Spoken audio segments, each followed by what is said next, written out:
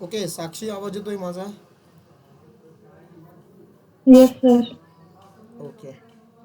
Sir हां हां बोला. अपोजी म्हणजे काय? हां, ते मॅथ्स मध्ये नाही का अपोगी काय आहे ते? आपो व्ही अपोगी का अपोजी काहीतरी आहे ना ते. अपोजिट कुठं कशामध्ये होतं? नाही कशामध्ये एक होतं? मिनिट मी सांगते. फिजिक्स मध्ये येते पण वाघ सर म्हटले बनकर सरांना विचारा ते मॅथ्सशी रिलेटेड आहे. काय नेमकं मला डिटेल सांगतात त्याचं म्हणजे एक कसं? मिनिट सांगते एक मिनिट. हां.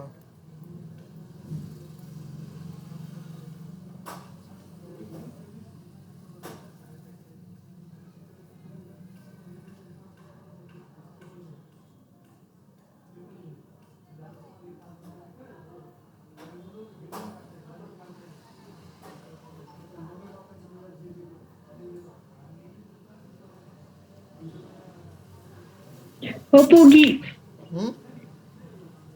APOGEE APO GEE. ते फिजिक्सचेच टर्म आहे ना, ॲपोगी. तुम्ही याच्यामध्ये हा बघितलं ना त्याला, पण ग्रॅव्हिटेशनमध्ये बघितलं ना त्याला? हो हां हां हां हां. Yes yes yes. ॲपोगी आणि अजून एक टर्म आहे मग बघा ते. सर म्हटले येस तुम्हाला येस. विचारा. याच्यामध्ये येते, इलिप्समध्ये आहे. ज्यावेळेस इलेक्ट्रिकल तुम्ही हे बघितलं ना ग्रॅव्हिटेशनमध्ये, इलेक्ट्रिकल हे जे असतं ना, अं, त्याला रिव्होल्युशन नाही का, ऑर्बिटचं सॅटेलाईटचं. सो 2 केस येतात त्याच्यामध्ये. पहिली केस आहे बघा, की समजा तुमच्या त्या सेंटरपासून त्याचं जर डिस्टन्स मॅक्सिमम जर असेल ना, म्हणजे त्या जिथून तुम्ही प्रोजेक्शन करताय तिथून मॅक्सिमम डिस्टन्स आणि मिनिमम डिस्टन्स, ठीक आहे, त्याच्यानुसार त्या 2 टर्म्स चे नावं आहेत ते इलिप्समध्ये येतं. बरोबर आहे. सेंटर इलिप्सच्या याच्यापासून म्हणजे जिथं तुम्ही प्रोजेक्शन करताय त्या प्रोजेक्शनपासून इलिप्स तयार झालेला आहे बघा त्या ऑर्बिटचा. आपलं कोनिक सेक्शनमध्ये होईल बघा, त्यावेळेस तुमचं क्लिअर होऊन जाईल ते कोनिक सेक्शन. ठीक आहे ना. आता ती डायग्राम येस नाही सर. इथं, ते डायग्रामवरून सांगता आलं असतं बघा मला. एक्झॅक्ट माझ्याकडे डायग्राम वगैरे नाही, पण इलिप्समध्ये आहे. बरोबर. तुम्ही ते इलिप्टिकल एजमध्येच बघितलं ना, ज्यावेळेस त्याचं रिव्होल्युशन होतं सॅटेलाईटचं, बरोबर ना, सर्क्युलर आहे हो ऑर्बिट, सर. त्यानंतर इलिप्टिकल ऑर्बिट, आणि त्याच्यामध्ये मग ते ॲपोजी आणि दुसरं नाव आणखीन काय आहे त्याच्यात, पेरिजी काहीतरी असं नाव आहे बघा. पेरिकी म्हणून पेरिगी, काहीतरी. हां हो. X correct. सो एक नियर बाय पॉईंट्स आहे आणि एक फार पॉईंट्स आहे. ठीक आहे. ज्यावेळेस कोणी सेक्शन होईल ना आपलं, त्यावेळेस तुमचं क्लिअर होऊन जाईल ते पॉईंट्स. ओके. बरं, मला विचारायचं की कालचे जे क्वेश्चन्स होते त्याच्यामध्ये काही आहे का डिफिकल्टी तुम्हाला, कोणत्या एखाद्या क्वेश्चनमध्ये जो मी सॉल्व करावा, किंवा काही क्वेश्चन्स घ्यायचे आहेत आपल्याला मॅट्रिक्स मल्टिप्लिकेशनमधले, त्या एक्झरसाईजमधले?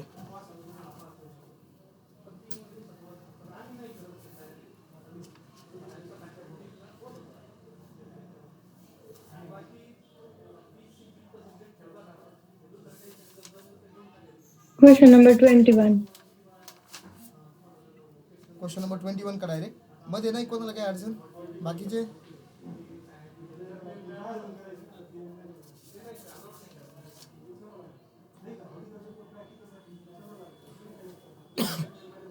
येस एनिवन, अजून कोण कोण जॉईन आहे? ठीक आहे, श्रावणी जॉईन आहे, सिद्धी आहे आणि साक्षी आहे. ओके. सो साक्षीने सांगितलं अगोदर क्वेश्चन नंबर 21, सो तो मी ट्राय करतो, त्यानंतर प्रत्येकाला विचारतो. मग तुमचे काही डाऊट असेल तर आपण घेऊन टाकू. आणि पुढचं जी एक्झरसाईज आहे ती ट्रान्सपोज ऑफ मॅट्रिक्सवरती आहे. एक मिनटं, मी तर खिडकी लावून घेतो, थोडासा नॉईज जास्त आहे.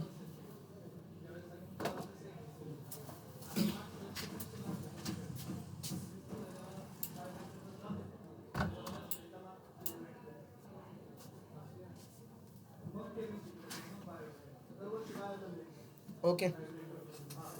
सो क्वेश्चन नंबर 21 हां, मी याला हात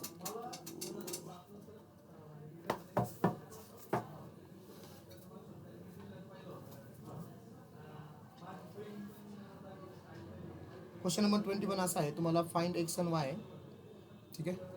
तुम्हाला दिलं काय इथं, 4 in the matrix 2 -1 3 1 0 2 -3 -3 4 3 minus 3 4 2 1 1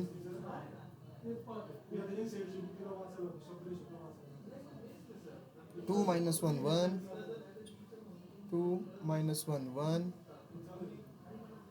is equal to xy. ठीक आहे. सो तुम्हाला हा एक्स आणि वाय फाइंड आउट करायचा आहे. सो सिंपल आहे बघा, सॉल्व करत चालायचं याला आपल्याला. अगोदर मी काय करणार, हा आतला ब्रॅकेट सॉल्व करणार आहे. सो 2 ने अगोदर मल्टिप्लाय करा या मॅट्रिक्सला, तर बाहेर 4 ने मल्टिप्लाय करा. बाहेर 4 आहे तो प्रत्येक एलिमेंटला मल्टिप्लाय.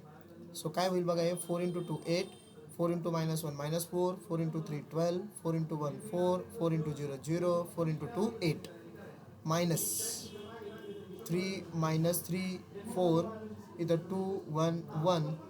ठीक आहे, bracket complete. Here is 2 minus 1 1 आणि इथं आपला एक्स आणि वाय जो आपल्याला फाइंड आउट करायचा आहे. ठीक आहे, आता हे दोन मॅट्रिक्सचं सबस्ट्रॅक्शन आहे. सो हा ब्रॅकेट ओपन होऊन जाईल डायरेक्ट. सो दोन मॅट्रिक्सचं सबस्ट्रॅक्शन करायचं. 8 minus 3 झाला 5, -4 मायनस मायनस मायनस प्लस होईल. -4 + 3 किती मग, हा झाला -1. 12 - 4 झाला 8, 4 - 2 झाला 2, 0 - 1 झाला -1, 8 - 1 काय आला 7. ओके, आणि याला मल्टिप्लिकेशनमध्ये मॅट्रिक्स आहे तुमचा 2 - 1 1 आणि इज इक्वल टू काय येतं XY आहे. ओके, आता हे बघा रे, ह्या मॅट्रिकची ऑर्डर आहे 2/3, 2 रो आहे 3 कॉलम्स आहे. ह्या मॅट्रिकची ऑर्डर आहे 3/1, 3 रो आहे एकच कॉलम आहे. सो इथं 3 आला, इथं 3 आला. सो मल्टिप्लिकेशन इज पॉसिबल आणि येणारा आन्सर तुमचं बरोबर काय असणार आहे, 2 रो 1 कॉलम. हे बघा असंच, हा काय XY तुमचा 2 रो आणि 1 कॉलम आहे. ओके, ठीक आहे. आता फक्त मल्टिप्लिकेशन करायचं आपल्याला. हां, सो मल्टिप्लिकेशन काल आपण स्टडी केलं बघा. जर तुम्ही प्रॉब्लेम सॉल्व केला असेल तुमच्या आता क्विक लक्षात येईल. फर्स्ट रो फर्स्ट कॉलम एकच कॉलम आहे, मात्र रो 2 आहे. समज 2 रो आपले येणार आहेत बाई, तर 2 रो आपल्या आन्सरमध्ये येणार आहेत. So 5 × 2 respective elements. हे बघा 5 × 2 -1 × -1 8 × 1. ओके, 5 × 2. सो 5 × 2 झाला बघा 10. Okay, plus -1 × -1 +1 plus 8 × 1 8. ओके, आता second row first column 2 × 2 4, -1 -1 +1 7 × 1 7 is equal to XY. ठीक आहे, म्हणजेच तुमचा हा XY इज इक्वल टू काय होईल, 10 + 1 11, 11 + 8 हा झाला 19 आणि खाली 4 + 1 5, 5 + 7 किती 12. ठीक आहे, मग खाली काय लिहायचं, by using equality of complex, by using equality of matrices, by तर युझिंग काहीतरी रॉंग झालंय. नाही XY 19 आणि 12 ना, कुठं रॉंग झालं सांगा बरं मला. ॲडिशनमध्ये सबस्ट्रॅक्शनमध्ये का, 4 × 2 = 8, 4 × -1 -4, 4 × 3 = 12. नाही, बरोबर आहे. बरोबर आहे ना. Sorry. Okay, so bye using equality of matrices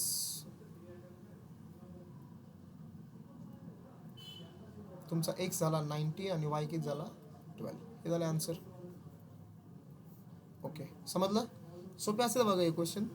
bracket वगैरे सॉल्व करायचे, मॅट्रिक्स मल्टिप्लिकेशन यूज करायचं आणि आन्सर येऊन जातं. ठीक आहे, नेक्स्ट.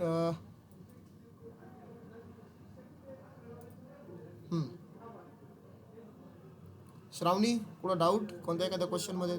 साक्षी, तुम्ही आणखीन कोणत्या क्वेश्चनमध्ये सांगू शकता मला, पण मी एक एक घेतो अगोदर. श्रावणी नो सर. सगळे सॉल्व झाले का 25. ओके, 25 चालेल. सिद्धी 23. 23. ओके, प्रेम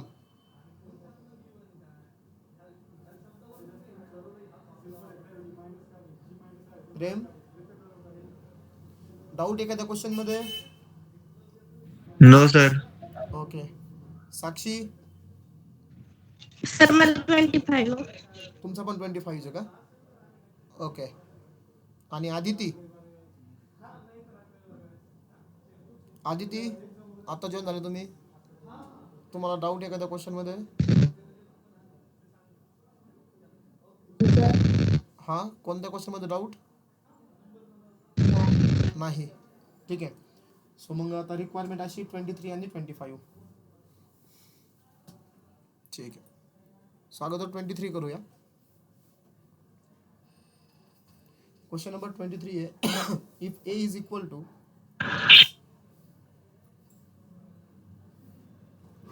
ठीक आहे, तुम्हाला ए दिला आहे त्यांनी. A is equal to cos alpha sine alpha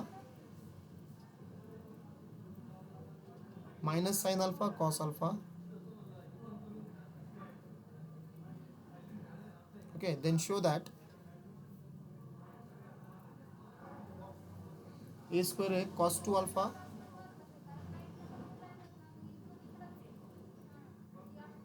sin 2 alpha minus sin 2 alpha आणि cos 2 अल्फा. ठीक आहे. सो आपण काल बघितलं बघा प्रॉपर्टीजमध्ये ए स्क्वेअर म्हणजे काय असतो, ए इंटू ए असतो, बरोबर. मग ए काय घेतला आपण इथं, cos alpha sine alpha minus sine alpha cos alpha, परत into A, same matrix, cos alpha sine alpha minus sine alpha आणि कॉस अल्फा. ठीक आहे. Okay. So is equal to, आता फर्स्ट रो फर्स्ट कॉलम,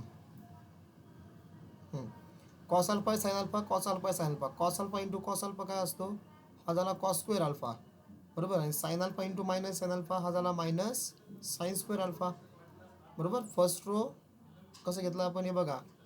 अगोदर आपण first row घेतो, first row सोबत आपण घेतो फर्स्ट कॉलम आणि रिस्पेक्टिव्ह इलेमेंटचं मल्टिप्लिकेशन, कॉस अल्फाचं कॉस अल्फा बरोबर साइन अल्फाचं साइन अल्फा बरोबर. ठीक आहे. ओके. आता फर्स्ट रो आणि second column, cos alpha into sine alpha cos alpha sine alpha, बरोबर आहे. ओके. परत sine alpha into cos alpha plus sine alpha into cos alpha.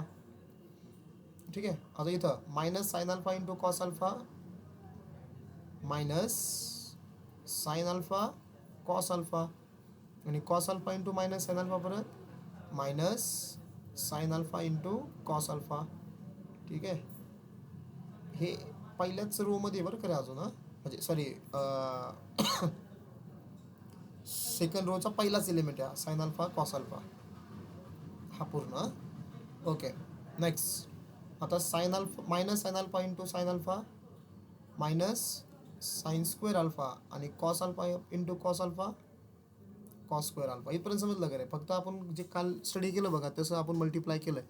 Respective इलेमेंटनी multiply करायचं होतं. Cos alpha into cos alpha cos square alpha sine alpha into minus sine alpha minus sine square alpha cos alpha into sine alpha cos sine alpha plus sine alpha into cos alpha sine alpha cos alpha minus sine cos alpha cos minus sine alpha cos alpha, बरोबर. Minus sine आणि into sine minus sine square आणि cos into cos cos square. ज्यांना कालचं lecture कळालं आहे किंवा घरी practice केली त्यांना काहीच अडचण येणार नाही.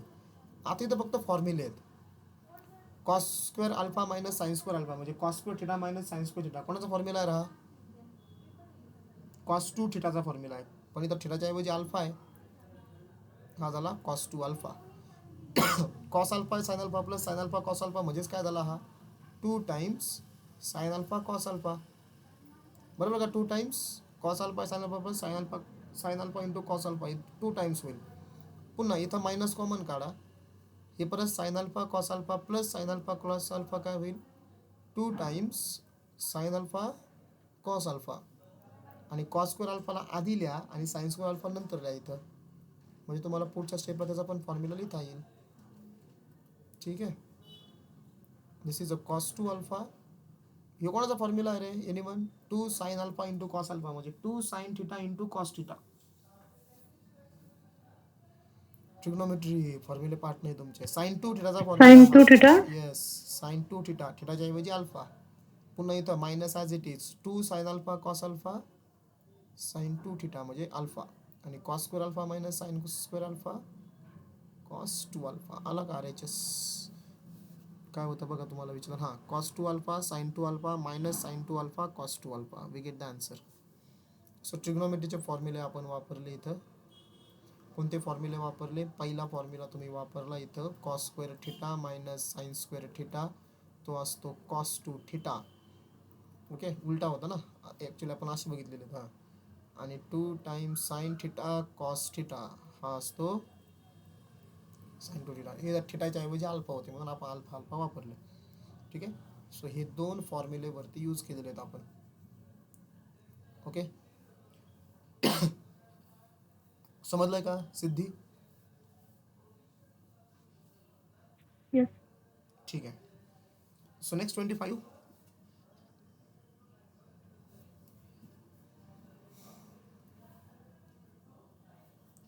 तुम्ही 25 क्वेश्चन जर व्यवस्थित वाचला ना रे, तर काय आहे बघा, जय आणि Ram, 2 friends in a class. Jay wanted to buy 4 pens and 8 notebooks आणि Ram wanted to buy 5 pens and 12 notebooks. ठीक आहे. सो राम आणि दुसरं नाव जय आणि राम आहे. आधी जयला लिहितो मी. जय आणि राम यांना काय विकत घ्यायचं आहे बघा? पेन आणि नोटबुक्स. पेन्स, पेन म्हणू आपण याला, नाही तर नोटबुक. ठीक आहे, count. So Jay wanted to buy 4 pen, जयला 4 पेन घ्यायचे and 8 notebooks. Ram wanted to buy 5 pens. Okay, इथं मॅट्रिक्सचा होणार डायरेक्ट आता आपला, आणि 12 नोटबुक्स. ठीक आहे. Both of them want to went to a shop. The price of a pen and a notebook which they have selected was ₹6 and ₹10. आता एका पेनची जी प्राइस आहे आणि एका नोटबुकची जी प्राइस आहे ती तुम्हाला इथं दिलेली आहे बघा. सो इथं लिहितो मी खाली त्याला, price of 1 pen is equal to किती, ₹6 and price of 1 notebook is equal to ₹10. So तुम्हाला मॅट्रिक्स मल्टिप्लिकेशनने हे सगळं काढायचं आहे. ठीक आहे ना. आता हे बघा, जय आणि राम असं येणार आहे बघा. सो अगोदर तुम्ही कोणाची इन्फॉर्मेशन देणार? हे बघा, मॅट्रिक्स तयार कसा म्हणजे तुम्हाला डायरेक्ट मॅट्रिक्स दिसतोय बघा. हा, जयला 4 पेन 8 नोटबुक घ्यायचे, रामला 5 पेन आणि 12 नोटबुक्स घ्यायचे. सो पहिला इथं डायरेक्टली मॅट्रिक्स कसा तयार होईल आपला? पहिला जो आपला कॉलम राहील ना, ओके, तो कोणाचा राहील? पेनचा राहील. पेनचा कॉलम आहे पहिला. ठीक आहे. दुसरा जो राहील तो कोणाचा राहील? नोटबुकचा राहील. बरोबर. म्हणजे इथं मी पेन लिहिले बघा, जयला 4 पेन लागतात, रामला 5 पेन लागतात. त्यानंतर नोटबुक्स, जयला 8 आणि रामला किती? 12. ओके, कॉलममध्ये एकाची इन्फॉर्मेशन पाहिजे. सो त्यामुळे मी असं इथं टेबल तयार केला बघा, पेन आणि नोटबुकसाठी. ठीक आहे. आता याला मल्टिप्लिकेशनमध्ये तुम्हाला दुसरा मॅट्रिक्स लागणार. आता याची ऑर्डर किती आहे? याची ऑर्डर आहे बघा 2/2. ओके. आता आपल्याला काय काढायचं आहे? प्राईस फाइंड आउट करायची आहे. म्हणजे येणारं जे आन्सर आहे तुमचं टोटल प्राईस ना, म्हणजे यांना टोटल प्राईस किती आहे? रामला किती रुपये द्यावं लागतील आणि जयला किती रुपये द्यावं लागतील? समजा हे बघा, हा जय, ओके, जयसाठी इथं तुमचा समजा ₹X झाला आणि रामसाठी समजा तुम्हाला किती पे करायचे, तिथं रामला ₹Y पे करायचे, असं कन्सिडर करूया आपण. म्हणजे तुमचा आन्सर मॅट्रिक्स काय येणार आहे? आन्सर मॅट्रिक्समध्ये 2 रो आहे, 1 कॉलम आहे. बरोबर आहे. 2 रो 1 कॉलम. म्हणजे आता राहिलं कोण इथं आपल्याला फिलअप करायचं? इथं आपल्याला राहिलं बरं फिलअप करायचं. So prices. ओके, सो इथं तुमची प्राईस कोणाची येईल? हे तुम्ही पहिली इन्फॉर्मेशन कोणाची भरली? पेनची. कळतंय तुम्हाला? कोण येतो? जयसाठी आहे. दुसरी इन्फॉर्मेशन तुम्ही कोणाची भरली? म्हणजे पहिला रो जयसाठी आहे, दुसरा रो कोणासाठी आहे? रामसाठी आहे. सो इथं जी तुम्हाला पहिली जी प्राईस भरायची आहे बघा, हे पेन आहे ना व्हर्टिकल, सो तुम्हाला इथं पेनची इन्फॉर्मेशन किंवा पेनची प्राईस फिलअप करावं लागेल. म्हणजे पेनची प्राईस आहे तुमची ₹6. ओके. का? कारण फर्स्ट रो आणि फर्स्ट कॉलमचं मल्टिप्लिकेशन होणार आहे. म्हणजे फर्स्ट रो तुमचा कोण आहे? पेन आहे. म्हणजे हे तुमचं असंच येतं ना, फर्स्ट रो आणि फर्स्ट कॉलम 4, 8, 5, 12. म्हणजे काय होईल? जयची 4 × 6 पेनची प्राईस निघेल आणि 8 × समजा किती नोटबुकची प्राईस? ₹10. सॉरी, एक मिनटं, इथं 6 आला, इथं 10 आला. म्हणजे ज्यावेळेस तुम्ही फर्स्ट रो आणि फर्स्ट कॉलम घेणार ना, त्यावेळेस जयला किती रुपये द्यायचे ते X निघेल. आणि ज्यावेळेस तुम्ही सेकंड रो फर्स्ट कॉलम घेणार परत, तर तुम्हाला कोणासाठी प्राईस म्हणजे कोणाची तुम्हाला अमाऊंट निघेल? रामची. ओके. सो वाटलंच तुम्ही तर असं लिहू शकता बघा, पहिला रो हा रामला रिप्रेझेंट करतोय, सॉरी, जयला रिप्रेझेंट करतोय. पहिला रो जयला, दुसरा रो रामला रिप्रेझेंट करतोय. ठीक आहे, म्हणजे आपला आन्सर कसं निघेल बघा. So first row first column here, हा तुमचा फर्स्ट रो आणि हा तुमचा फर्स्ट एकच कॉलम आहे. ठीक आहे. सो 4ने मल्टिप्लाय होईल 6ला, 8ने मल्टिप्लाय होईल 10ला. ठीक आहे. सो करा लगेच. काय होईल बघा, 4 × 6 24 प्लस 8 × 10 80. ठीक आहे. नेक्स्ट येईल बघा इथं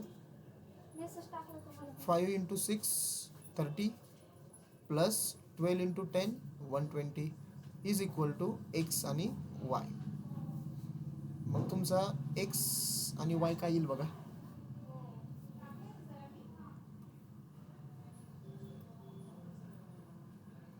x Y is equal to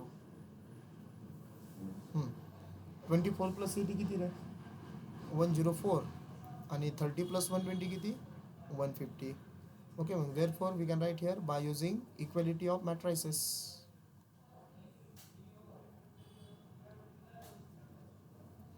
equality of matrices, X किती होईल,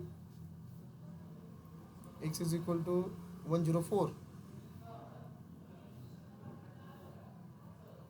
आणि वाय किती आला तो 150 ना, 150. ओके, मग पहिला होता देअरफॉर तुम्हाला जयला किती पैशाची गरज आहे. So we can write Jay needs how many rupees, 104 rupees. And Ram, second Ram आहे, Ram needs how many rupees, 150 rupees. हे झालं कम्प्लीट आन्सर. ओके, समजला का रे तुम्हाला हा क्वेश्चन. मग जी काही इन्फॉर्मेशन आहे ना ती तुम्हाला टेबल वाईज द्यायची. हा टेबलच फक्त कशामध्ये कन्वर्ट करायचा लगेच, मॅट्रिक्समध्ये. ठीक आहे. आउटपुट तुम्हाला प्राईस लागतात ना. प्राईस म्हणजे काय, एक जयसाठी प्राईस काढायची, एक रामसाठी काढायची आहे. सो तुमचे 2 रो आणि 1 कॉलम येणार, हे तुम्हाला माहिती आहे. ओके, सो जास्त डिफिकल्ट नसते हे क्वेश्चन्स. तसे तुम्ही डायरेक्टली सॉल्व्ह केले असते, पण आपण मॅट्रिक्सने करायचे, सो मॅट्रिक्सने आपण आणले आन्सर. ठीक आहे. आता एनी ऑन अदर डाऊट रे ह्या याच्यामध्ये, कारण पुढचं खूप सिम्पल आहे. पुढचं ट्रान्सपोज आहे बघा तो. No sir. ओके, सिद्धी नाही ना मग काही चालेल. आता पुढचं जी एक्झरसाइज आहे ना ती ट्रान्सपोज ऑफ मॅट्रिक्सवरती आहे. ती खूपच सिम्पल आहे. ओके, तुम्हाला ट्रान्सपोज मी ऑलरेडी सांगितलं आहे. सो पुन्हा एकदा तुम्हाला थोडंसं रिवाइज करतो. Transpose of matrices.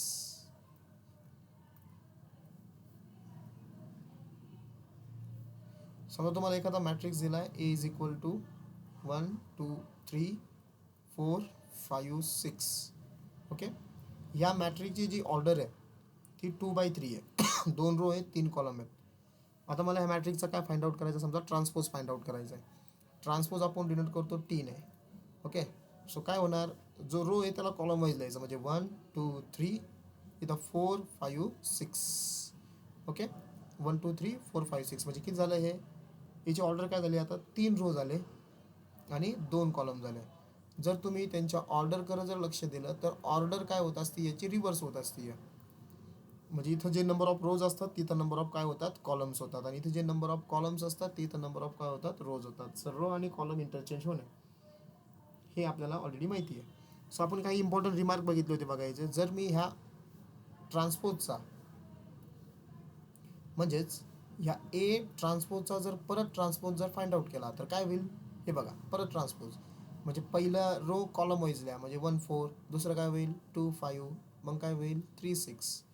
ओके, परत ऑर्डर काय झाली तुमची 2/3. आणि कोण आला हा परत, ओरिजिनल मॅट्रिक्स आला, ओरिजिनल मॅट्रिक्स. मग जर कोणत्याही मॅट्रिक्सचा समजा तुम्ही 2 टाइम्स जर ट्रान्सपोज जर घेतला तर तुम्हाला काय भेटतो, ओरिजिनल मॅट्रिक्स भेटतो. आलं लक्षामध्ये. ओके, सो याच्यामध्ये इम्पॉर्टंट प्रॉपर्टीज त्यांनी फक्त प्रॉब्लेम घेऊन प्रूव्ह केलेल्या आहेत. सो तुम्हाला ए ट्रान्सपोजचा ट्रान्सपोज जर घेतला तर तुम्हाला तोच मॅट्रिक्स भेटतोय. ओके, हे इथं तुम्हाला प्रूव्ह केलेलं आहे. ठीक आहे, सो यामध्ये काय होईल,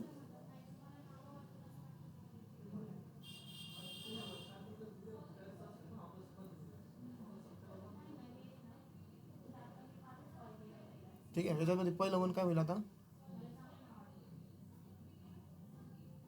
ओके इथं मग आपला येईल आता ए ट्रान्सपोजचा ट्रान्सपोज तुमचा ए झाला आहे. ओके. हां मग इथं आपण आता काय करू बघा, पहिलं जे तुम्हाला दिलं ए ट्रान्सपोजचा ट्रान्सपोज, मग पहिला आणखीन एक रिमार्क इथं काय येईल आपला सिमेट्रिक मॅट्रिक्स जो आहे. मग for symmetric matrix we can write here for symmetric matrix, यामध्ये काय येईल सिमेट्रिक मॅट्रिक्समध्ये एचा ट्रान्सपोज जो असतो तो तोच मॅट्रिक्स असतो, हे आपल्याला माहिती आहे. Okay, A transpose is equal to A. Next for skew symmetric matrix, for skew symmetric matrix यामध्ये काय असेल, जर तुम्ही ट्रान्सपोज जर घेतला तर तो इज इक्वल टू येतो minus A. Okay, A transpose is equal to काय होईल मायनस ए येईल, आणि हा A transpose is equal to काय झाला ए झाला. क्लिअर, हे झालं बघा सिमेट्रिक आणि स्क्यू सिमेट्रिक मॅट्रिक्ससाठी. आता टर्म्स बघा, समजा तुम्ही एखादा कॉन्स्टंटनी तुम्ही ट्रान्सपोज मॅट्रिकला मल्टिप्लाय करताय, ह्या प्रॉपर्टीज बघतोय बरं का आपण. ठीक आहे, ही तुमची पहिली प्रॉपर्टी झाली समजा फर्स्ट वन, ही झाली सेकंड वन, ठीक आहे, ही झाली थर्ड. ओके, इथं येईल बघा नेक्स्ट 4. सो 4 कोण येईल बघा इथं, समजा तुम्ही एखादा मॅट्रिक्स घेतला के इंटू ए, याचा घेतलाय तुम्ही ट्रान्सपोज. सो के इंटू ए ट्रान्सपोज काय होईल, के तसाच बाहेर येईल आणि ह्या एचा ट्रान्सपोज होईल. म्हणजे इथं काय होतं, तुम्ही ब्रॅकेटचा ट्रान्सपोज होता K into A bracket raise to transpose, जो काही कॉन्स्टंट आहे बघा तो कॉन्स्टंट घ्यायचा आहे आउटसाईड, आणि फक्त कोणाचा ट्रान्सपोज येईल इथं एचा ट्रान्सपोज होईल. सो याच्यावर तुम्हाला एखादा प्रॉब्लेम असेल याच्यामध्ये. ठीक आहे, नेक्स्ट सपोज तुम्हाला असं दिलं आहे बघा A plus B bracket raise to transpose. So हा होईल एचा ट्रान्सपोज प्लस बीचा ट्रान्सपोज, म्हणजे A transpose plus B transpose. Okay, next number 6. Number 6 आहे बघा इथं ए बी, दोघांचं मल्टिप्लिकेशन त्याचा ट्रान्सपोज, बरोबर, ए बीचा ट्रान्सपोज. सो हा काय झाला मग बी ट्रान्सपोज इंटू ए ट्रान्सपोज, म्हणजे बीचा पण ट्रान्सपोज झाला आणि कोणाचा ट्रान्सपोज झाला इथं एचा पण ट्रान्सपोज. पण आता लिहिताना कसं लिहायचं मग, जर मल्टिप्लिकेशन असेल ना, सेम रूल इनवर्ससाठी बघा जो आपण 12वीला बघणार आहे. सो ए इंटू बी याचा जो ट्रान्सपोज आहे तो बीचा ट्रान्सपोज येईल अगोदर, उलटं होतं, अगोदर बीचा ट्रान्सपोज आणि मग एचा ट्रान्सपोज, कारण हे मल्टिप्लिकेशन आहे. ओके ओके, हे लक्षात ठेवा. करेक्ट. आता नेक्स्ट नंबर 7 जी आणखीन एक इम्पॉर्टंट प्रॉपर्टी याच्यामध्ये. सो ए प्लस, जर तुम्ही ए आणि त्याचा जर ट्रान्सपोज जर ह्या दोघांनी जर ॲडिशन केली तर याचं आन्सर असतं बघा symmetric matrix. Symmetric matrix A plus A transpose is a symmetric matrix. Number 8 A minus A transpose. Okay, हा काय असेल मग तुमचा skew symmetric matrix. Skew symmetric matrix. कळलंय, हे बघा A plus A transpose is equal to हा झाला तुमचा सिमेट्रिक मॅट्रिक्स, आणि A minus A transpose is equal to काय झाला तुमचा स्क्यू सिमेट्रिक मॅट्रिक्स. क्लिअर. आणि जर तुम्ही ह्या दोघांची जर ॲडिशन घेतली विथ द 1/2, सो 9 एक नोट आहे, a square matrix A can be express by the sum of symmetric and skew symmetric matrix. म्हणजेच जर तुम्ही दोघांचा हाफ घेऊन, म्हणजे 1/2 A plus A transpose plus 1/2 A minus A transpose, ह्या दोघांचं जर तुम्ही समेशन जर घेतली 1/2 घेऊन, तर याचं तुमचं आन्सर काय येतं आहे ए येतं आहे, म्हणजे गिवन मॅट्रिक्स येईल. सो एवढ्या तुम्हाला 9 प्रॉपर्टीज लक्षात ठेवायच्या आहेत ट्रान्सपोजमध्ये, इम्पॉर्टंट आहेत, आणि याच्यावरती सगळे प्रॉब्लेम बघा एक्झरसाइजमध्ये. सो गिवन मॅट्रिक्सचा ट्रान्सपोज कसा फाइंड आउट होत असतो, तुम्ही फक्त काय करणार रोचे कॉलम करणार. जर त्याच ट्रान्सपोजचा जर आपण ट्रान्सपोज मॅट्रिक्स जर फाइंड आउट केला तर we get the same matrix, म्हणजे A. Okay, for symmetric matrix, symmetric मॅट्रिक्समध्ये काय होईल A transpose is equal to A आला, A transpose is equal to काय येईल तुमचा इथं ए येईल, A transpose is equal to A. Correct. Skew सिमेट्रिकमध्ये काय होईल A transpose is equal to काय असतो मायनस ए, गिवन मॅट्रिक्सचा मायनस. आपण हे टाईप ऑफ मॅट्रायसेसमध्ये हे ऑलरेडी आपल्याला माहिती आहे किंवा आपण हे चेक केलं होतं. आता इथून पुढं बघा 4 पासून 9 पर्यंत जर तुम्ही एखाद्या म्हणजे के इंटू ए. बघा, एखाद्या मॅट्रिक्सला मल्टिप्लाय करून त्याचा ट्रान्सपोज जर घेत असेल तर ते तुम्ही कॉन्स्टंट डायरेक्टली बाहेर घ्या आणि फक्त मॅट्रिक्सचा काय करा, ट्रान्सपोज करा. जर ए प्लस बी ट्रान्सपोज असेल तर ए ट्रान्सपोज प्लस बी ट्रान्सपोज होईल. मल्टिप्लिकेशनमध्ये असेल ए बीचा ट्रान्सपोज तर तो काय होईल, बी transpose into A transpose. A plus A transpose काय असेल, सिमेट्रिक मॅट्रिक्स. आणि ए मायनस ए ट्रान्सपोज काय असेल, स्क्यू सिमेट्रिक मॅट्रिक्स. आणि हेच दोघं जर मी ॲड केलं विथ द वन हाफ घेऊन तर तुम्हाला काय भेटेल, ए भेटेल. तुम्ही येतो हे ब्रॅकेटला 1/2 ने मल्टिप्लाय करून बघा.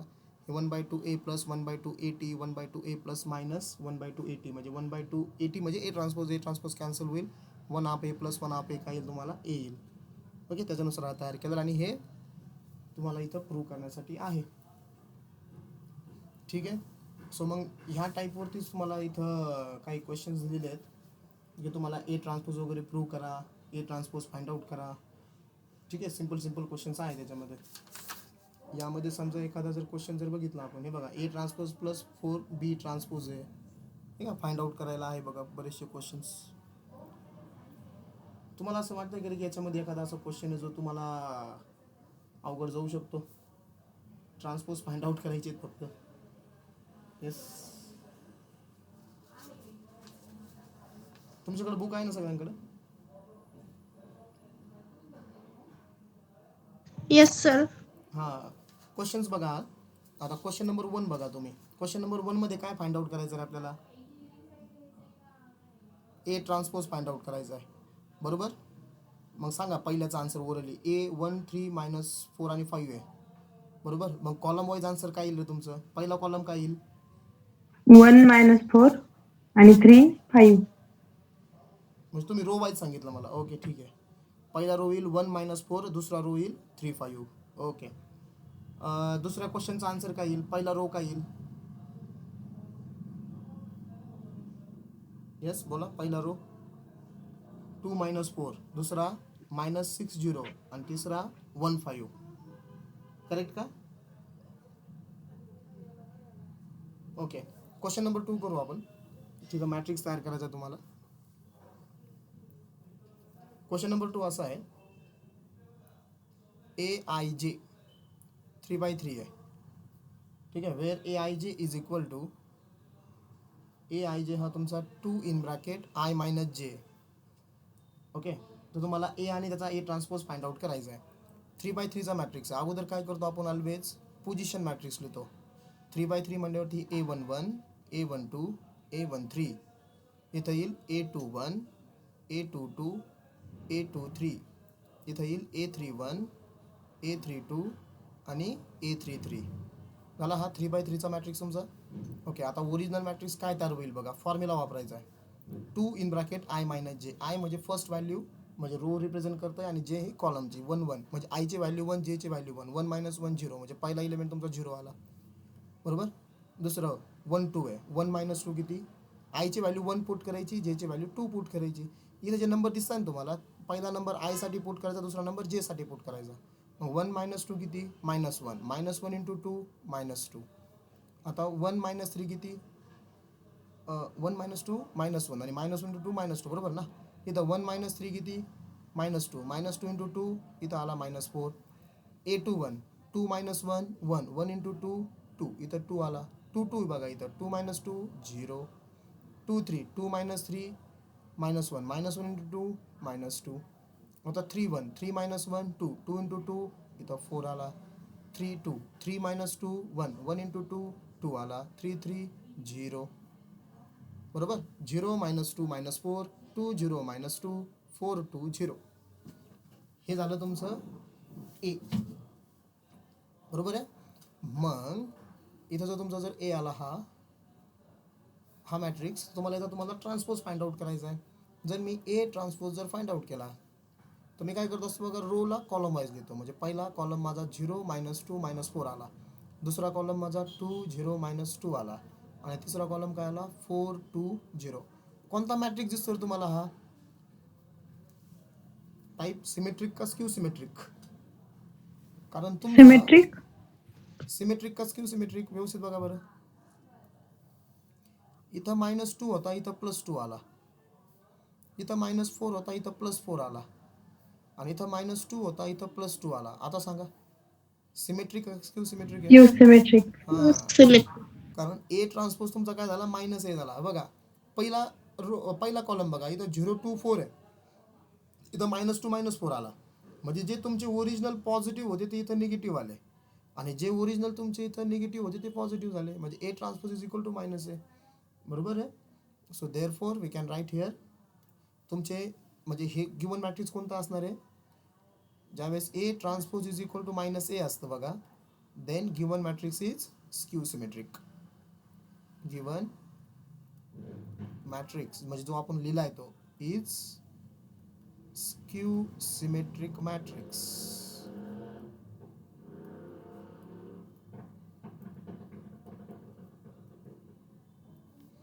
हा तुमचा स्क्यू सिमेट्रिक मॅट्रिक्स होईल. बरोबर. ओके.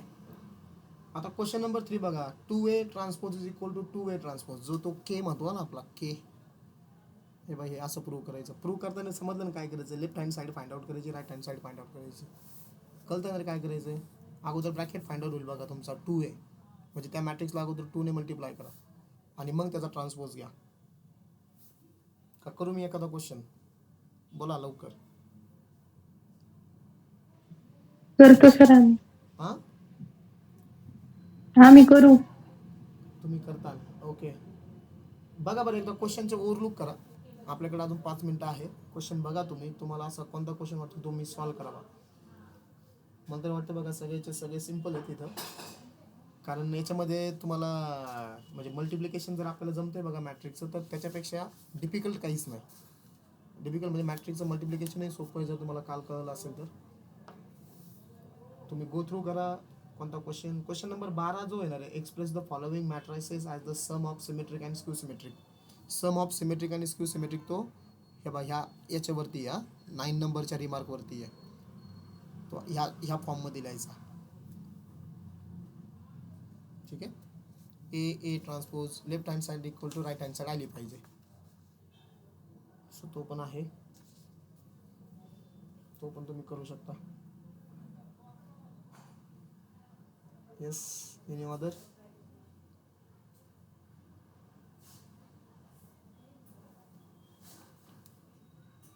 Any other question?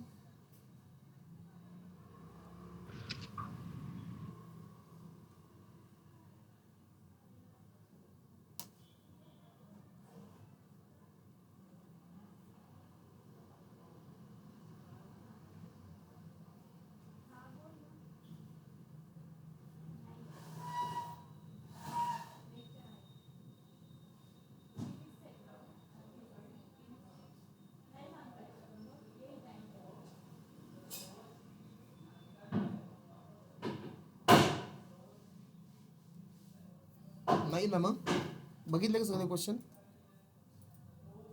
साक्षी, प्रेम, सिद्धी, मला वाटतं आज प्रिया कुरकुटे पण आहे.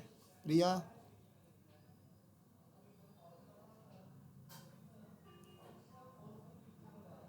करू शकता ना रे तुम्ही? Yes sir. Yes sir. Okay चालेल. मग तेवढं तुम्ही करा. उद्या डिटर्मिनंट आणि मॅट्रायसेस यावरती आपले 25 क्वेश्चन असतील पेपरला. टायमिंग पण 11 वाजता ऑनलाईन ते होईल. ठीक आहे चालेल. मग समजलं लेक्चर सिम्पल होतं बघा. आपण काय फक्त आज डाऊट्स घेतले आणि ट्रान्सपोज ऑफ मॅट्रिक्स बघितलं, परत काही इम्पॉर्टंट प्रॉपर्टीज. यामध्ये सगळे क्वेश्चन्स तुम्हाला सॉल्व्ह होण्यासारखे आहेत. ओके, डिफिकल्ट नाही. जरी तुम्हाला वाटलं की एखादी कोणते क्वेश्चन्स डिफिकल्ट वाटत असतील तर मग ते तुम्ही मला मंडेला सांगा. मग मंडेला आपण त्यातले काही क्वेश्चन्स घेऊन मग पुढचा चॅप्टर चालू करू. मग पुढचा चॅप्टर कोणता घ्यायचा रे? स्ट्रेट लाईन सर्कल चालू करायचं का पार्ट 2चा घ्यायचा? सर पार्ट 1चाच घेऊ. स्ट्रेट लाईन आणि सर्कल का? Yes sir. ठीक आहे. मग स्ट्रेट लाईन आणि सर्कल दोन्ही बॅक टू बॅक घेऊ आणि मग त्यानंतर आपण पार्ट 2 घेऊ. ठीक आहे. मग थांबूया आपण. ओके.